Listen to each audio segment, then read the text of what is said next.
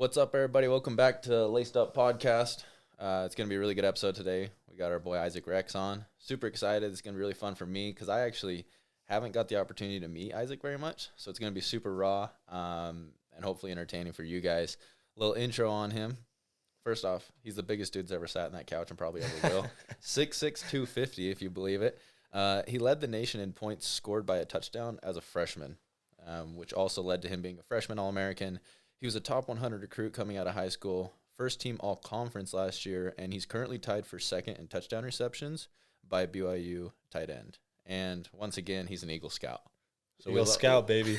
That is the most important on there. Actually, not anymore. The church doesn't even do Eagle Scouts anymore. So did we just get our – are you an Eagle Scout? No, I didn't make it to the Eagle Scout. Dude.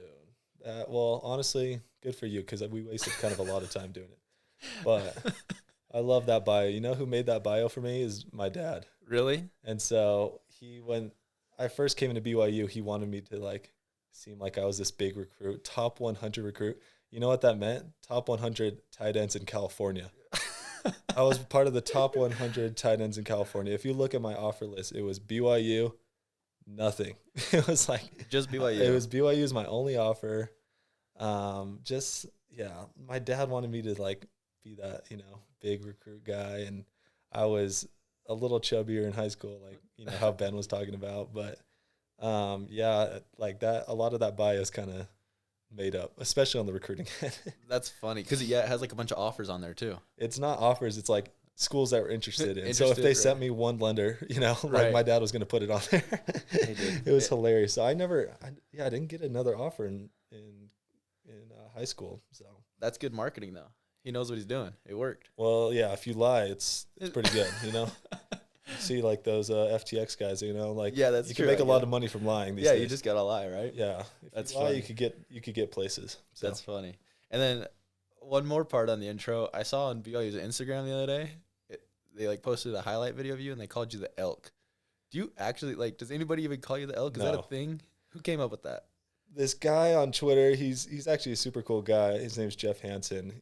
One day he just saw me running, I guess, in a game or something, and he's like, we need to come up with a better nickname for Isaac. And there's so many better nicknames you could do, referring to dinosaurs, Rex, I-Rex. I don't know. You could come up with a bunch of stuff, but he called me the Elk one day. And it just stuck for some reason, oh, look at the elk. He's catching the ball or something, because I guess an elk's fast and big, which I'm big, but I'm kind of fast, but I guess I move like an elk, So have you ever heard Joe Rogan talk about an elk and his thoughts on what elk are? No, but I know he hunts elk and he eats it too. He has a storage of it. Yeah. Oh yeah. He says they're horses with spears coming out of their heads that run from wolves all day. So he's like, you are what you eat.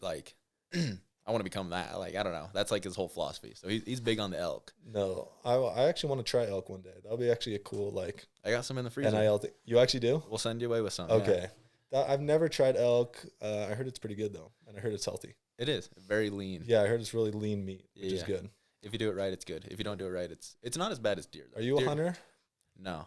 I got some from my father-in-law and some other people. So I've always wanted to hunt, but never had the opportunity. My father-in-law is a huge hunter. Really? Yeah, he's a big hunter. He hunts pheasants and stuff, but his brother, my father-in-law's brother, he would hunt elephants, lions, and he had them all taxidermied in his house. It's pretty legit. That's no joke. Yeah, it's no joke. I got my hunter's license this year. Oh, you did? Yeah, and I went and the last part of the course, it's just a one-day deal. You go do all this stupid field day stuff. Yeah. And the last part of the course is they have you shoot, what do they call it, skeet? Or clay pigeons, just flying through the air, right? Uh-huh. And it's me and kind of a nerdy kid next to me, and then I'm standing next to a 10-year-old kid too. And I went 0 for 5 trying to hit those things. And then he's like, "Here, you gotta have skill to hit those, bro. Let me just give you one more." I go one more, 0 for 6. Like, you want another one? I was like, no. Got my gun packed up, left. I've never been more embarrassed. The little kid next to me bang, bang, bang, hitting them all, and I'm just Dude, there's some kids that shoot from an early age. Yeah. Yeah, and so I'm from California. The gun laws are so strict there. Yeah. There's dude, you could just go in the field in Utah and they just have a bunch of, they got a whole arsenal, Yeah. My friend Eric Ord, he has a shooting range in his cabin. Oh wow, in that's dope. Heber. And Wow. he has all the guns. It's so sick. That's way sick. Yeah. So That's super cool. Well, dude, tell us about your. Give us a little intro on like you, your family, where you're from, all that. yeah, so I'm from San Clemente, California. We kind of moved around as a kid, not too much, but I started off born in Calabasas, California. Then we moved to Northern California, El Dorado Hills area, and then moved to Atlanta when I was about 9, and then moved back to San Clemente when I was around 10 years old. And then I've been there ever since. And have you ever been to San Clemente? It's in Orange County. It's kind of like a sleepy beach town, but it's gotten more mainstream over the years. It's a cool place. I loved growing up there. San Clemente High School. It's like 6 minutes from the beach, my house, and so we go and surf all the time, just hang out. Yeah, it's just a cool place to grow up, and so yeah, I mean, football. Obviously, we've been playing my whole life. My dad was a BYU football player. His infamous, part of his career was he catches a touchdown against Hawaii, right? And if you ever look at the old Hawaii BYU games, they were legendary. Were they really? Yeah, legendary games. When you watch them, dude, the Aloha, I think it's Aloha Stadium, packed to the brim. Really? People throwing trash everywhere, cussing them out. When I watched the clip of my dad, so my dad catches a touchdown. He takes off his helmet, right? Takes off his helmet. He has this long, flowy hair, even though you're not allowed to have that at BYU. He's kind of a rebel, you could say. And he like points to the crowd and says like F you, F all you. I can't say it right now or else honor code will come get me. But dude, it was like that's his legendary thing Really? at BYU. He was a really good tight end, but He was an All-American, wasn't he? yeah, All American, All WAC conference. He was a baller. So Dude, that's dope. yeah, he was. He still has more yards than me, I think, but Really? I have like way more touchdowns than him. So I need to catch him up on yards this year, and then I'll get him. But yeah, he was a total legend. Like those BYU Hawaii games, bro, trash all over the field, people throwing stuff. So sick. I want to be part of one of those games. I guess Utah State, when we played you guys at Utah State, people were throwing water at us and stuff, but that was kind of the only time I can remember. Yeah, Utah State gets a little rowdy, but yeah, Hawaii. That's crazy. I didn't know that about Hawaii because, like now, well, I don't even think they play. They don't even play in Aloha Stadium anymore. But like They don't? Oh, it got taken down or something, right? yeah, so like they don't. Yeah, I think the infrastructure was bad, so like wasn't safe to have people there anymore. I don't know. I was there a couple months ago for there was like a flea market outside, but no one actually goes in the stadium anymore. Yeah. I think that's what they use it for. So dude, your dad was a BYU tight end, All-American. Was that like growing up? Was that like kind of the goal or like the rite of passage then? Like was that? That was the goal. You Yeah. know, growing up, I went to a ton of BYU games. I watched every single BYU game, every single basketball game that you could think of, and I was literally a BYU boy, born and raised. And so when I got my offer from BYU, I knew I was like, dude, I just got to commit right away. Yeah. I'm not going to mess around, and I knew I was going to go there no matter what, and that was my dream growing up. And so it was cool accomplishing it. And the one who offered me was Ty Detmer. So Oh really? he was the offensive coordinator at the time. I think it was his first year in 2017, I want to say. And so 2017 he comes in, or maybe, yeah, he comes in and he offers me.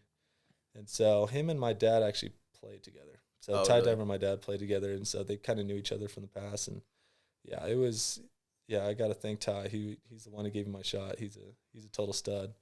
But when I came home off my mission, he got fired, so he got let go. And so Jeff Grimes came in, and Jeff Grimes, dude, it was a whole new offensive coaching staff, but Jeff knows how to coach. Yeah. He's a total hard ass, like he's a dog, bro. Like he like does not mess around, and he'll get in your face and he'll yell at you and scream at you, but he got me really good, I feel like, and he really helped me out a lot.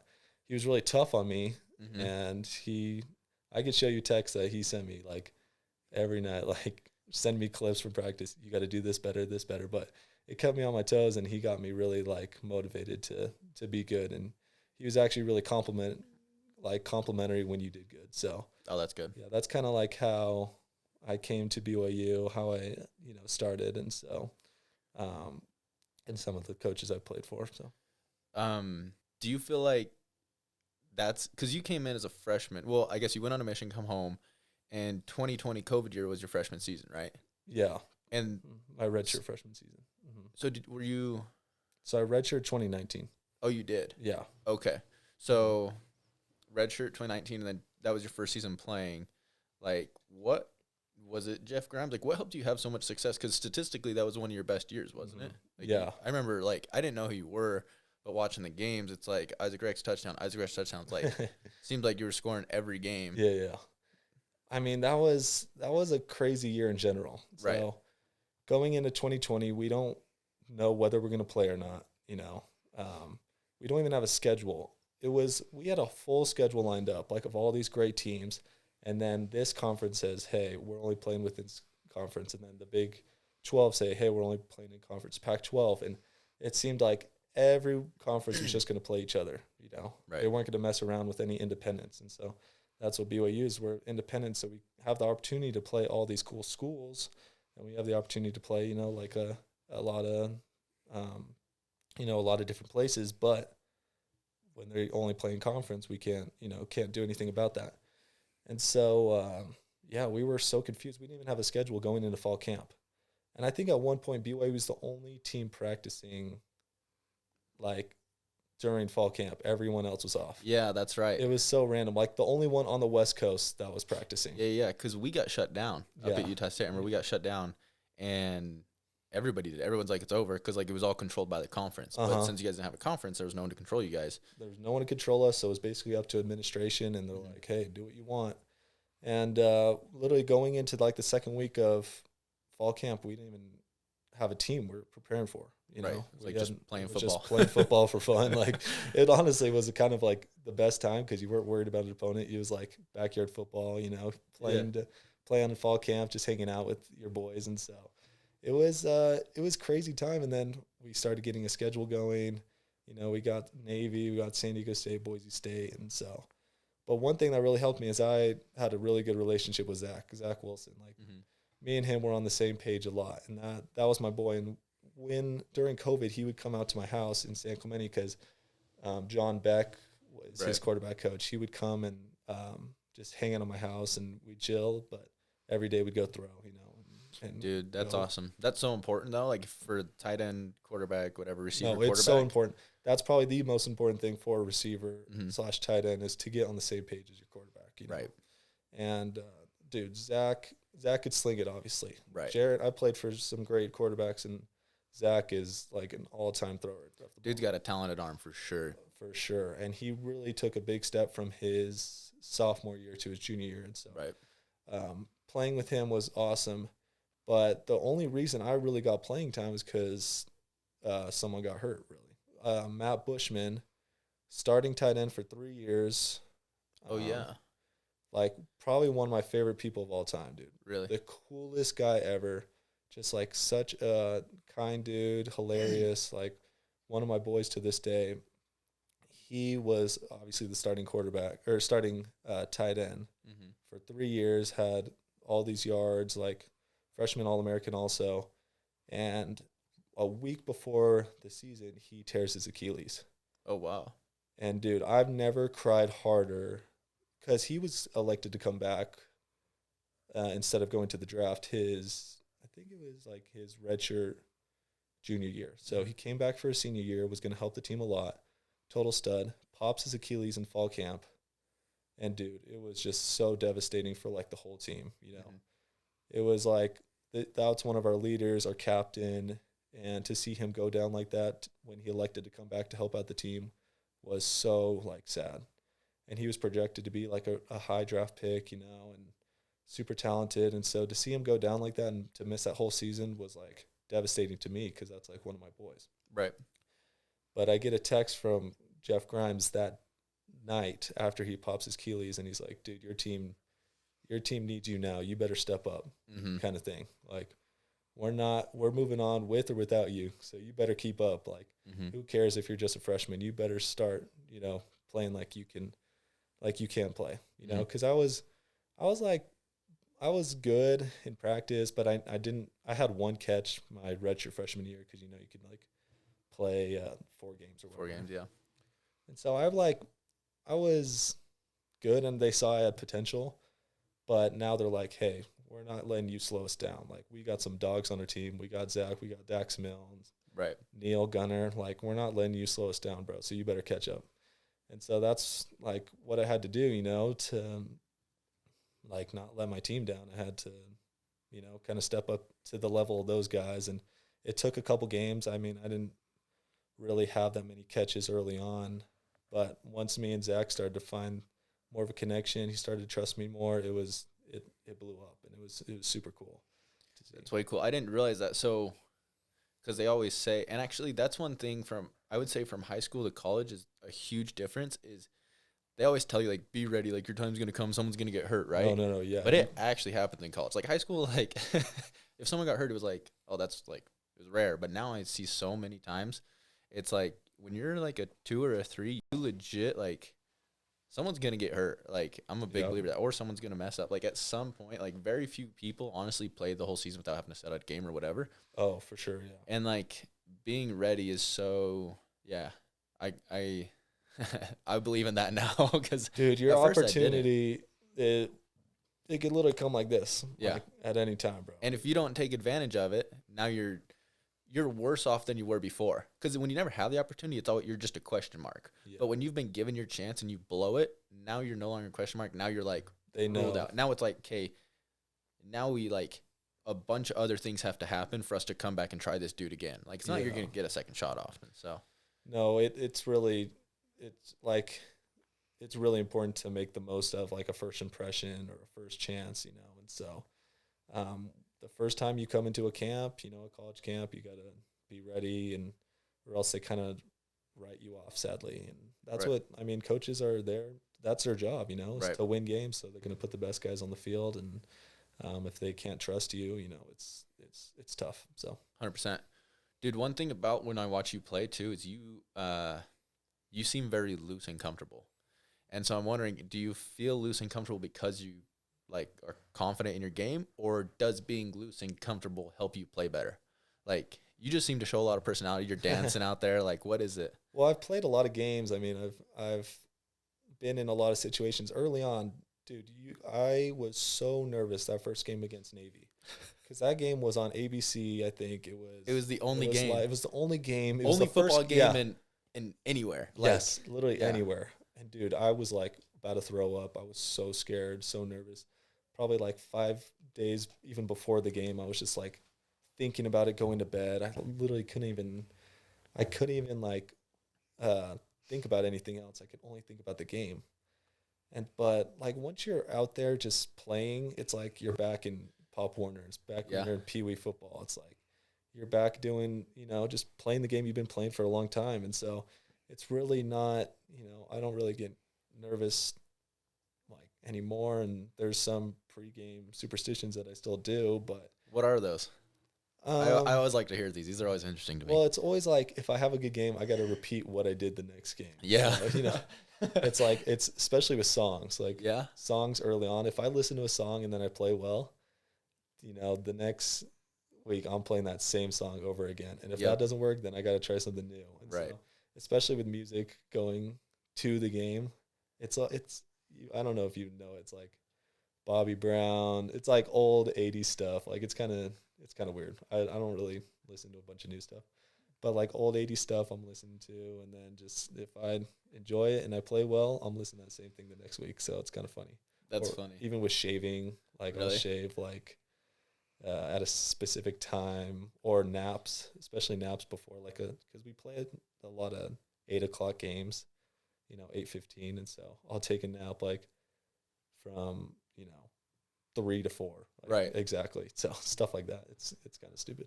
That's funny. Yeah. I'm very similar. It doesn't matter whether it's a football game, whether it's anything. Like if I do something and it goes well, next time I have to do that, I'm doing everything I can again. No, 100%. I'm a big routine guy too. So, so kind of pivoting here, you went on mission in Samoa, right? Mm-hmm. What was that like? Dude, that's the greatest experience of my life looking back on it. But dude, it was like what Ben was saying about Nicaragua. Dude, serving out of state, you served in I served in Texas. Texas. Dude, it's a no joke grind. I bet. Like no car, you're walking everywhere. It's super. I mean, you were in a super hot place also, but like crazy humid in the middle of the Pacific Ocean. And I had this one area in Savai'i. It's basically a super rural island. There's 3 islands that you could go to: American Samoa, Upolu, and Savai'i. And Savai'i is like the more traditional Samoan island. And going there, dude, everyone lives off the land. You go and eat like literally food off the plantation that they have. Like really, but Samoans are the most generous people in the entire world. Like I've never met more generous people and more God-loving people than I met in Samoa. Really, everyone's Christian. There's a bunch of different sects, like Christian faiths there, but everyone's Christian. They all love the Bible. They all love Jesus Christ, and they're just such like kind people. They'll give you anything. Like they'll do anything for you, and they love missionaries. Yeah, so, that's the coolest thing. You were kind of like treated like royalty over there. Yeah, even though it was tough, you're walking around, and actually I really like the food, but some of the food's a little gross. Like I ate bat on my mission. Did you eat any horse? No, that's Tonga. That's Tongans? That's Tongans. Gosh, I knew one of those guys was eating horse. Yeah, it was Tongans, bro. They're eating horse, but yeah, Samoans, they actually eat really good food. But one time I had bat, and then apparently like that caused coronavirus or something. Hey, so maybe I brought it. That's chicken of the cave. Bro, it's gross. Don't eat it, dude. It's slimy. It's like, imagine like slimier turkey. Oh, I don't like turkey, so I can't. Like and I don't like slime, dude. It's actually so disgusting. You don't got to convince me anymore. And they eat like fruit and stuff, so the Samoans would like eat the fruit out their bellies and stuff, like even though it was already processed. I don't want to get into it. It's actually kind of disgusting. Oh, but no, they actually have really good food, like taro and luau, and they have like their chickens are.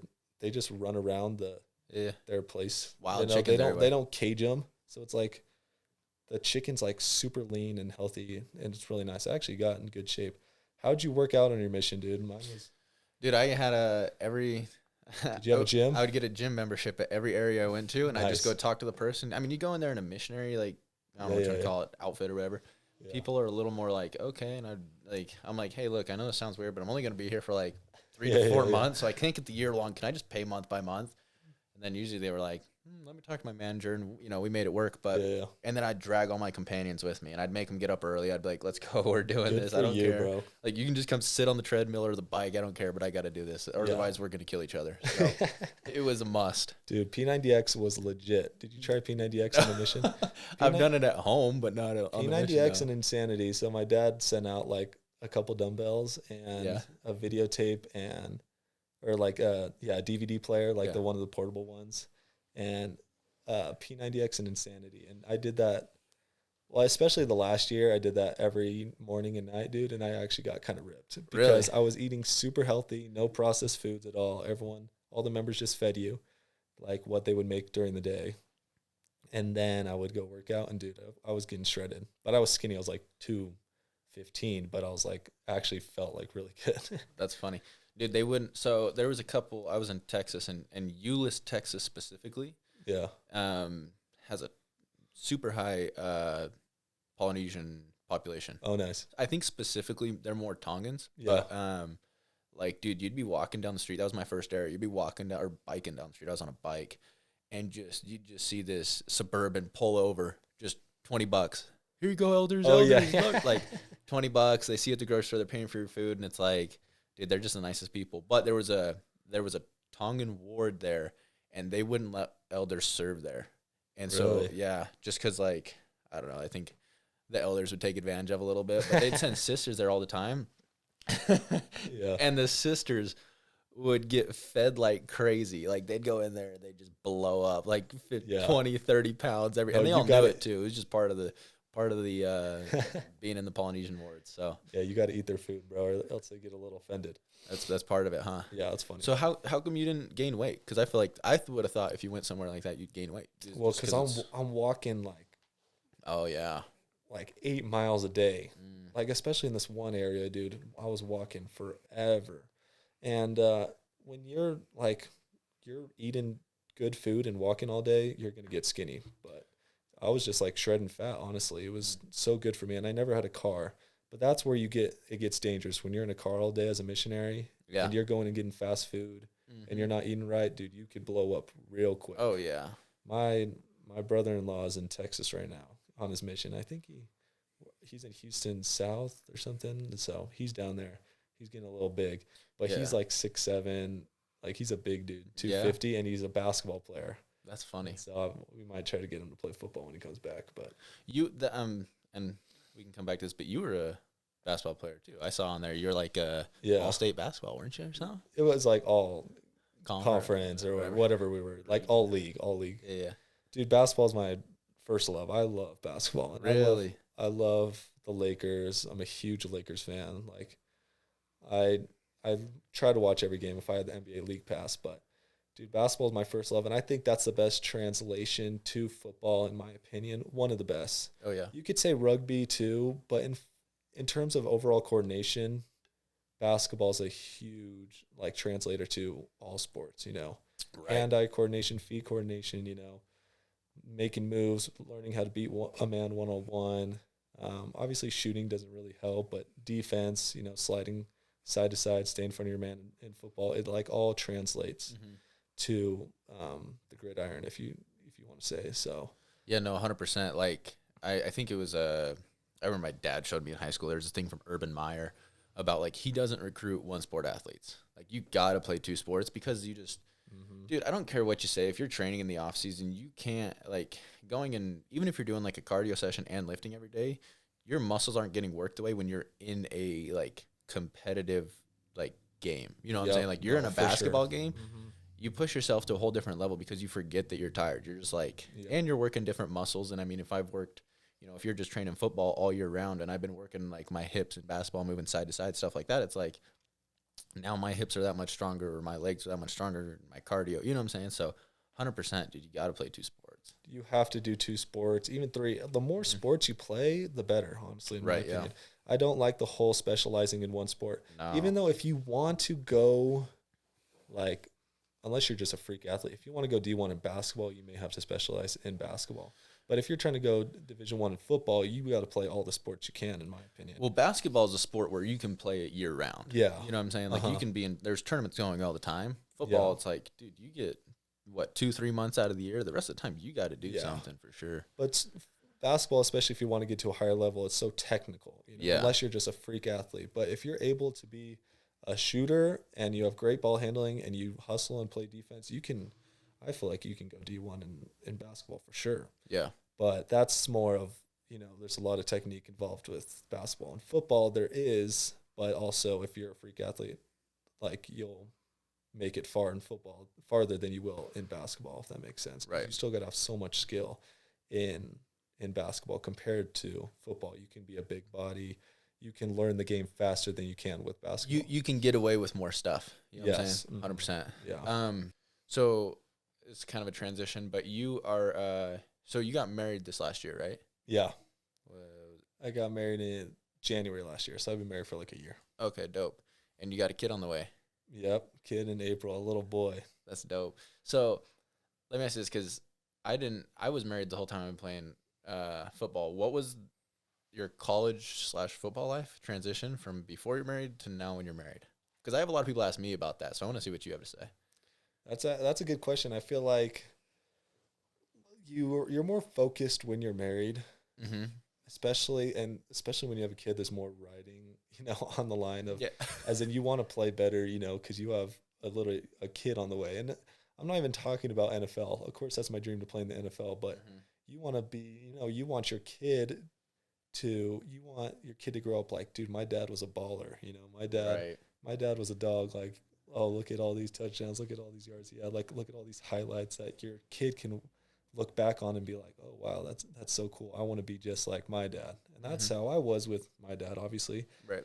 I'd look back and I'd look him up on Google, like check out like different highlights and different pictures of him, and he had a scrapbook back in the day because he played in the 90s of all these articles about him and pictures about him, and I thought that was the coolest thing growing up. Right. And so that's what I want for my kid. Like, dude, my dad was awesome. My dad was a baller, and he was a total stud. Right. And I'm not even talking about money-wise, like there's so many opportunities with football, especially in the NFL. Like you could be set up for a while for your kid. And so especially, and same with my wife, I want my wife to be married to a baller at BYU, not like I wouldn't say, not like I wouldn't say a chump because, there's great people out there, but I want to be successful for my wife. I want to take it more serious for sure for my family and obviously for me too, but right. When you're single, it's like there's a lot of different priorities. Obviously early on I was thinking like, oh, I'm going to get so many chicks from playing at BYU, like this would be so cool. And then you realize you come here and you're like, okay, you still actually have to have game in order to get girls, and that's what I didn't realize. I thought I could just come in and just, go off. Hey, I'm on the football team. Like, where's the chicks at? I'm 6'7". Come on now. No, like early on, I was not getting anything. I actually had to work on like having game and stuff. So that's hilarious. It was funny, but I wasn't. I mean, there's a lot just more riding on the line when you're married, and you gotta take it seriously. Changes your perspective a little bit. Yeah, for sure. It no, 100%. You're forced to grow up a little bit more or act a little different. You know what I mean? Yeah, and you want your wife and your kid to just be proud of you also, and you could create cool experience for them. Like, I'm sure it's so cool when my wife like sees me on the field, and I wish I was. So my wife played volleyball at UVU too. Oh, really? And so I know when I watch highlights of her playing, spiking the ball or playing at UVU, it makes me so happy. Like, right. Dude, that's so sick. My wife was like a D1 athlete. That's so dope, And so, I want obviously for my family too, like my parents and brothers. So extended family. There's a lot of people that are looking at you, and are expecting a lot of you and want you to be the best you possibly can. And so that's why you got to work hard for that. So, dude, I love that. I love that a lot. That reminds me. So, Conor McGregor. I don't know if you're into the UFC. I love UFC. Yeah. I love UFC, MMA. So, Conor McGregor said, well, he's always got a lot of crazy quotes, but he said, your lack of commitment is an insult to those who believe in you or supporting you or whatever, right? It's kind of that same thing. That's a great quote, yeah. Yeah, I really like it because it kind of puts in perspective. It's like we all have a mom and a dad and like brothers and sisters who like count on us, and like but we don't think about that. You take that for granted, but when you get married, you really do have like you come home from the end of the day, the wife's like, hey, how was the day? And it's like, holy cow, I was lazy today. You know what I'm saying? It 100% is it's a different motivation, and changes your perspective. Yeah, for sure. And I'm not anywhere near having a kid. You say that, dude. Bro. That's what we said. That's what me and my wife said. Man. We're like, oh, we'll wait 3 years, and then it happens out of nowhere. So you got to be careful, bro. Oh yeah, be careful, without a doubt. Because I'm scared. I'm terrified. That's probably besides snakes. Having a kid is probably my biggest fear right now. Snakes and kids? Snakes and kids, yeah. Are you having a boy, girl? Boy. Yeah. Oh, dude, that's awesome. I know. It's exciting, but, dude, it's scary. I'm not going to lie. It's like, it's obviously terrifying. And still being in college is a little scary, too. Like, right. I don't have set income every month. I mean, I have the stipend, but I don't want my wife to work, all the time while we have a young kid, so. Is she working right now? She's working right now, and so we'll have health insurance and stuff. But there you go. Yeah, it's definitely scary, Oh, I bet. Raising a kid, but from everyone I heard from, it's once the kid's out and he's with you, it's like nothing's ever changed. Like you're just have a kid, and it's so exciting. So yeah, I mean, I've never heard trying to keep a good perspective. I haven't heard of anybody who has then held their baby in their hands and been like, dang. This sucks. Like once you get the baby in your hands, it's like, oh man, this is awesome. I'm a parent now, and then you get then you get your mom and dad superpowers. But so you have do you have a lot of NIL deals going? Because you said, I mean, I saw you got that car the other day. I got the car, but I'm paying a lease on it, so I didn't get a free car. So give you a little discount on it at least. Yeah, okay. He gave me a good discount, so which is good, but. I mean, I've gotten some NIL deals.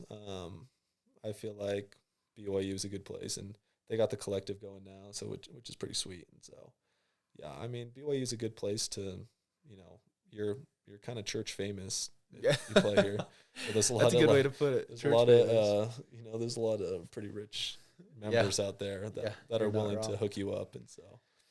Dude, I have a question. This is kind of pivoting back to what we're talking about, but it was something I really wanted to ask you about. So it was 2021. You blew out your ankle, right? Yeah. I was watching that, and I remember really? 'cause it was right in the back of the end zone, right? Yeah. Jump up. You were going for a ball. Did you catch it? I don't remember if you caught it or I caught it actually. So you did catch it, right? yeah, so I'm going up in the back of the end zone. I run a corner route. Jaron throws me a ball that I have to. It was a pretty good ball. It was away from another defender, and so I twist around, catch it, and for some reason I get my left foot in bounds, but I'm like trying to drag my right foot in too. Yeah. Try to.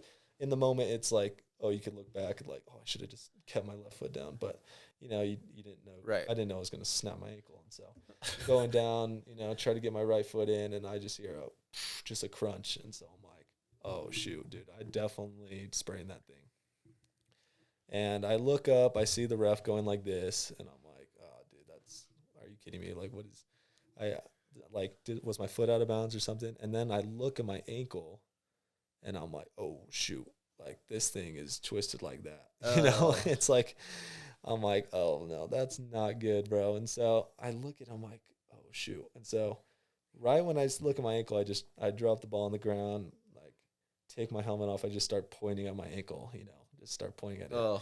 And Samson Nakua is right there, and he's trying to help me up. And I'm like, dude, don't touch me right now. Just seriously, like get away from me. And I'm just pointing at my ankle, like, dude, just check this out.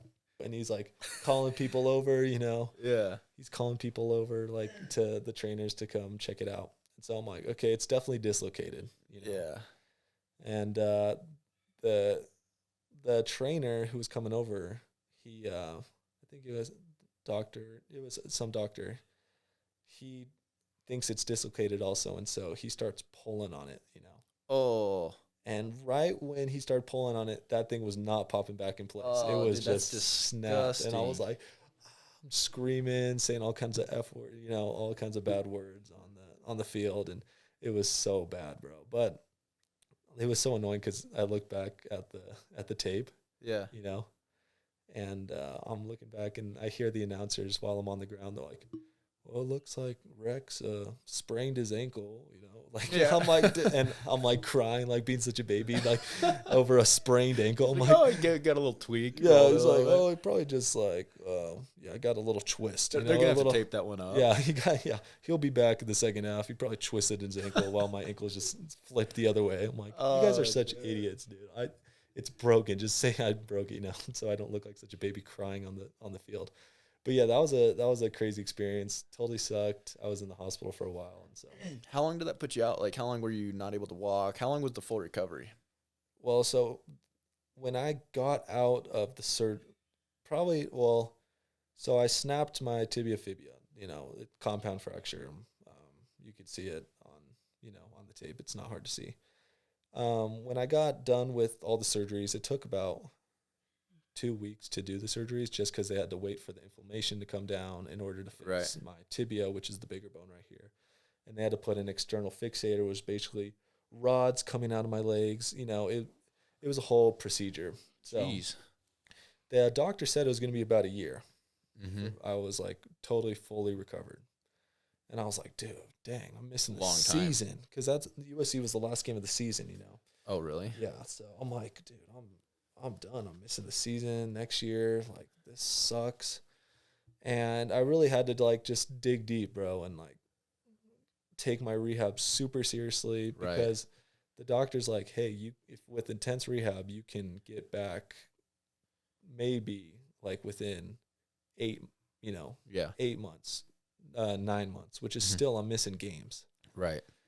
And so I'm like, dude, I made it a goal right then and there while I was on the hospital bed. I'm like, I'm not missing a game. Yeah. I'm coming back and I'm playing. I don't care if I'm 50%. I don't care if I'm 100. Whatever percent I'm at, I'm playing.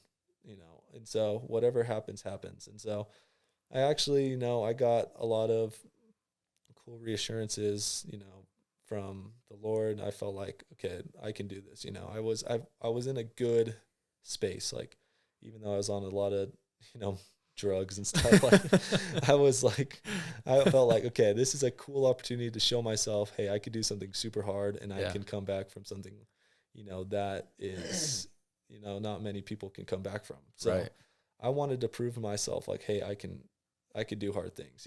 I can come back from this injury and I can have a good year. I could play effectively. Mm-hmm. And so, going into fall camp, I was probably 75%. I was practicing, but I would have to take practices off, and the coaches were awesome. Like they were so cool, and A-Rod and Coach Clark, dude, they were so like cool with me, because they knew I played a lot of games, but they were so cool with, hey, you're gonna play this year. Don't worry about it. Just get healthy for South Florida.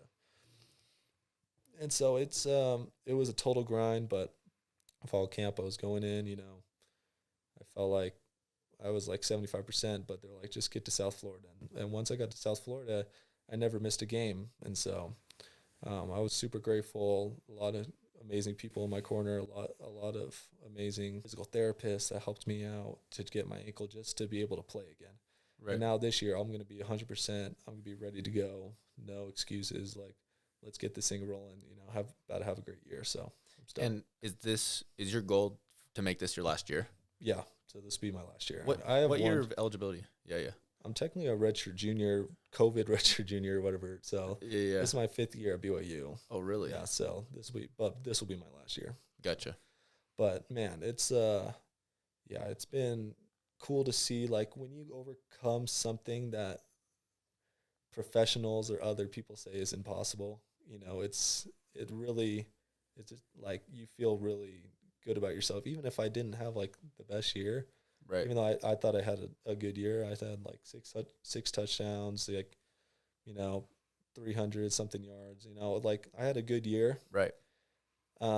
Just even if I like didn't have one catch, just being out there and playing football again after what I went through was like, dude, what a miracle. Right. And overcoming what doctors would say, a year may never play football again, was something that made me feel like so good about myself. And even if you do like a hard thing every day, you feel good about yourself. Right. And I don't know if you're familiar with David Goggins. Oh yeah. Like, dude, he gets you so motivated. Just watching him and watching his stuff of him running 100 miles on broken feet and ankles. Like it's ridiculous. But yeah, like what he talks about, just doing hard things every day. It's like, that's what you got to do to, feel accomplished in life. Especially, I mean, it may not work for other people, but it worked for me. 100%. No, I'm a big believer in that. And it carries momentum knowing that you've overcome that. Then it's like, now when you're facing hard things coming up, it's like, okay, well, look at all, I've done a mission. I've overcome this broken ankle, right? I've dealt with, now I'm about to have a kid. It's like, you just keep building on these hard things you've done. And it's like, you build like almost like a tolerance, or an ability to do more hard things, right? And that's the goal. Yeah, you want to get somewhere in life or be a successful person, you have to be able to handle stress and do hard things and overcome like objections. At some point, no matter what you're doing, you're gonna hit a roadblock, right? Mm-hmm. The difference between successful people and unsuccessful people is one person turns around and looks for a different road. Yep. The other person finds a way to get past that roadblock. And so, no, I think you hit the nail on the head with that, and that's super cool that you've had those experiences. And it's one of those things where you never want to have to go through it. Yeah. But afterwards, it's like, dude, I'm sure you're grateful you did now because of what you've learned and what you've experienced and what you know now. Yeah, and there's definitely, like, repercussions that come with it. Like, right. I've heard, like, people, like, NFL scouts, like, oh, he's not healthy. Like, that's what they were saying about me last year. But coming back and showing that I'll be 100% is, like, it'll be, it'll pay off in the long run. Especially for me, like you were saying, doing things in the future and trying to accomplish my goals. Like, it'll pay off one day if you do those hard things. So. 100%. Well, hey, dude, one last question before you go. I was like, no, what's one random thing, or what's something that people don't know about you that they might want to know or that you could share? Like, I'm really into movies. Like, I feel like I want to be like a movie critic one day. That's dope. Like when I watch a movie, I don't watch it for like enjoyment. I want to critique it. Really? Even though I have no experience making movies or anything. That's hilarious. So what's your do you have a favorite movie and a least favorite movie? Well, my favorite movie ever is The Dark Knight. And purely because I'm like the biggest Batman fan. Like I love Batman. And I think he's just such a cool character. Like growing up, you know, he's a rich boy, but he wanted to like help out his city and you know, fight Gotham and crime. And I played all the Batman games, and I literally thought he was the coolest character growing up because he's not like Superman, where Superman's like, hey, like I was born like this. I'm just a total like freaking nature, like can fly, laser beams out my eyes, like freeze breath. Batman had to like learn all that. But I like movies. I like comic book stuff. I think that's kind of fun.